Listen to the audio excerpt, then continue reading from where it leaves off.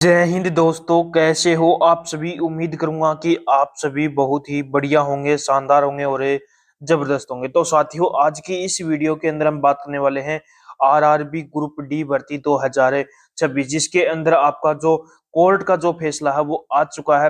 Result है वो आपका किस दिन जारी होगा उसके बारे में हम यहाँ पर बात करेंगे कि रिजल्ट की जो डेट है वो आपकी आउट हो चुकी है।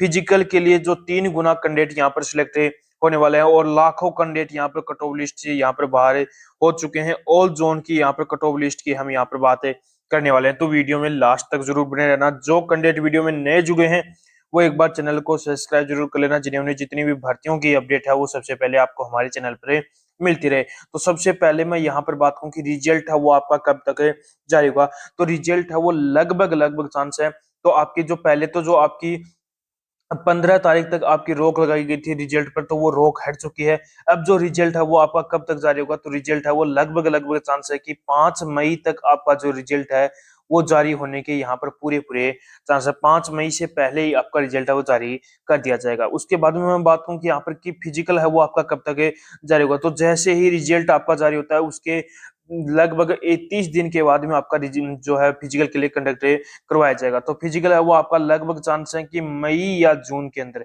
मई के लास्ट वीक या जून के फर्स्ट वीक तक आपका जो है फिजिकल है वो आपका कंडक्ट करवाया जाएगा। तो रिजल्ट का जो काफी बच्चों को डाउट था और फिजिकल का जो काफी बच्चों को डाउट था, वो दोनों डाउट आपके क्लियर हो चुके हैं। अब मैं यहाँ पर बात कर लेता हूँ कि जो आपका नॉर्मलाइजेशन का जो चक्रव्यूह है वो क्या रहने वाला है। तो सबसे पहले मॉडरेट शिफ्ट की बात करूं, तो मॉडरेट शिफ्ट के अंदर आपको 8 से 12 मार्क्स तक का यहाँ पर नॉर्मलाइजेशन में फायदा देखने को मिलने वाला। मॉडरेट शिफ्ट आपकी कौन कौन सी है?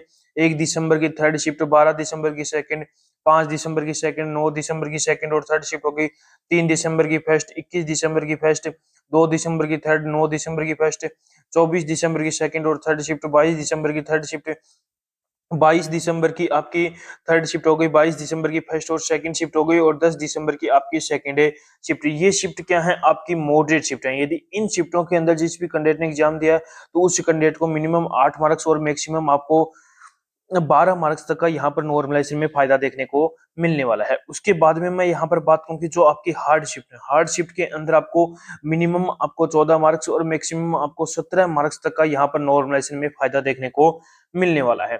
हार्ड शिफ्ट है वो आपकी 14 दिसंबर की सेकंड शिफ्ट हो गई, 4 दिसंबर की फर्स्ट और थर्ड शिफ्ट हो गई, 27 दिसंबर की फर्स्ट सेकंड थर्ड शिफ्ट हो गई, 19 दिसंबर की फर्स्ट शिफ्ट हो गई, 8 दिसंबर की सेकंड और थर्ड शिफ्ट हो गई, 3 दिसंबर की सेकंड शिफ्ट हो गई, 10 दिसंबर की फर्स्ट और थर्ड शिफ्ट हो गई, 28 दिसंबर की सेकंड शिफ्ट हो गई, 5 फरवरी की सेकंड शिफ्ट हो गई, 9 फरवरी की थर्ड शिफ्ट हो गई, 19 नवंबर की फर्स्ट शिफ्ट हो गई, 21 दिसंबर की सेकंड शिफ्ट हो गई और 11 दिसंबर की फर्स्ट और सेकंड शिफ्ट हो गई। ये शिफ्ट क्या है? आपकी हार्ड शिफ्ट है। इनके अलावा भी आपकी 9 फरवरी की फर्स्ट हो गई, 14 दिसंबर की थर्ड हो गई, 5 दिसंबर की फर्स्ट हो गई, 5 फरवरी की फर्स्ट हो गई, 2 फरवरी की फर्स्ट, 8 जनवरी की थर्ड, 9 दिसंबर की सेकंड, 3 दिसंबर की थर्ड, 1 दिसंबर की सेकंड, 6 फरवरी की फर्स्ट, 28 नवंबर की फर्स्ट, 19 दिसंबर की थर्ड शिफ्ट। इसके अलावा आपकी 22 दिसंबर की फर्स्ट शिफ्ट हो गई, 9 जनवरी की फर्स्ट, 23 दिसंबर की सेकंड, 2 दिसंबर की सेकंड, 4 फरवरी की सेकंड, 29 दिसंबर की थर्ड, 12 दिसंबर की फर्स्ट और थर्ड शिफ्ट हो गई, 15 दिसंबर की सेकंड, 17 दिसंबर की फर्स्ट, 30 दिसंबर की थर्ड,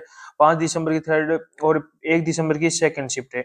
इसके अलावा 10 फरवरी की फर्स्ट शिफ्ट हो गई, 8 दिसंबर की फर्स्ट हो गई, 8 जनवरी की सेकंड, 19 दिसंबर की सेकंड और 4 दिसंबर की सेकंड। ये शिफ्ट क्या है? आपकी हार्ड शिफ्ट है।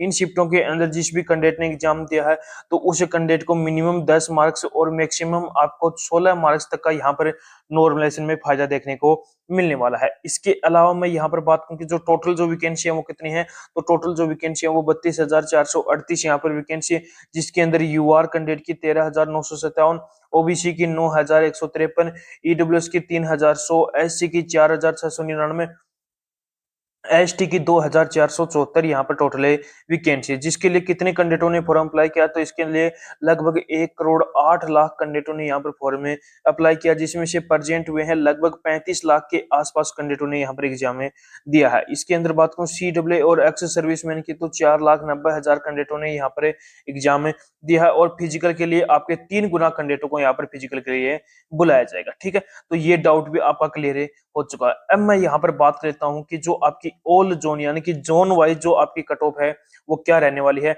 हर एक जोन की हम यहाँ पर कट ऑफ की बातें करने वाले हैं। तो सबसे पहले यूआर कैंडिडेट की बात करूं तो जिस भी कैंडिडेट के 56 से 58 के बीच में मार्क्स हैं, ओबीसी की 53 से 55, ईडब्ल्यूएस की 50 से 52, एससी की 46 से 48 और एसटी की 40 से 41 के बीच में मार्क्स हैं, अजमेर जोन से हो तो आप कैंडिडेट क्या हो यहाँ पर सेफ है रहने वाले। भुवनेश्वर की बात करूं तो भुवनेश्वर के अंदर यूआर की 64, ओबीसी की 60, ईडब्ल्यूएस की 57, एससी की 53 और एसटी की 50 के आसपास मार्क्स हैं, तो आप भी कैंडिडेट क्या हो यहाँ पर सेफ है रहने वाले। प्रयागराज जोन की बात करें तो प्रयागराज जोन के अंदर यूआर की 65, ओबीसी की 62, ईडब्ल्यूएस की 58, एससी की 52 और एसटी की 48 के आसपास मार्क्स हैं, तो वो कैंडिडेट भी क्या है यहाँ पर सेफ है रहने वाला। कोलकाता जोन की बात करूं तो कोलकाता जोन के अंदर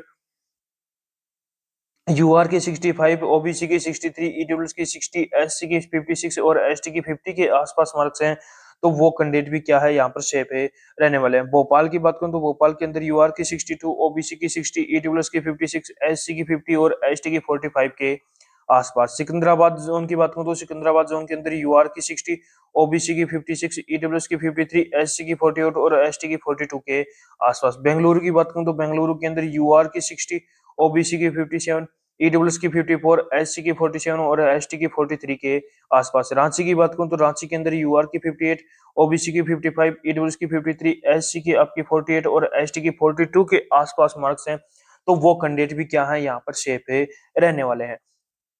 उसके अलावा मैं यहाँ पर बात करूं पटना जोन की तो पटना जोन के अंदर यूआर की 64, ओबीसी की 60, ईडब्ल्यूएस की 57, एससी की 51 और एसटी की 45 के आसपास। गोरखपुर की बात करूं तो गोरखपुर के अंदर यूआर की 65, ओबीसी की 61, ईडब्ल्यूएस की 58, एससी की 52 और एसटी की 48 के आसपास। बिलासपुर जोन की बात करूं तो बिलासपुर के अंदर यूआर की 57, ओबीसी की 54, एससी की 52 और एसटी की 46 और एसटी की 42 के आसपास। चंडीगढ़ की बात करूं तो चंडीगढ़ के अंदर यूआर की 63, ओबीसी की 60, ईडब्ल्यूएस की 58, एससी की 51 और एसटी की आपकी 45 के आसपास मार्क्स है, तो वो कैंडिडेट भी क्या है यहाँ पर सेफ है रहने वाले हैं।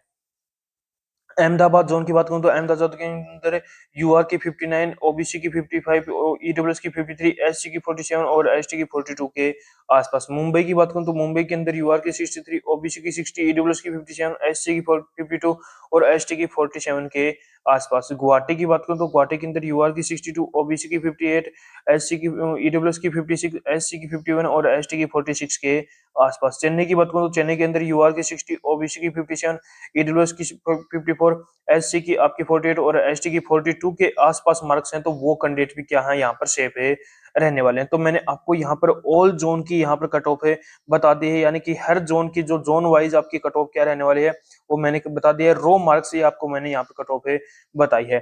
यदि अभी भी कोई भी बच्चे का कोई भी डाउट हो तो वो एक बार कमेंट बॉक्स में कमेंट जरूर करना, और एक बार कमेंट बॉक्स में कमेंट करके जरूर बताना कि आपने कौन से जोन से फॉर्म अप्लाई किया, अपना जोन बताना, अपनी शिफ्ट आपने कौन सी शिफ्ट में एग्जाम दिया है और आपके कितने मार्क्स यहाँ पर बन रहे हैं, तो उसका रिप्लाई मैं आपको बहुत जल्द ही करने वाला हूं। तो उम्मीद करूंगा कि आपको हमारा ये वीडियो पसंद आया होगा, तो एक बार लाइक शेयर सब्सक्राइब जरूर करना।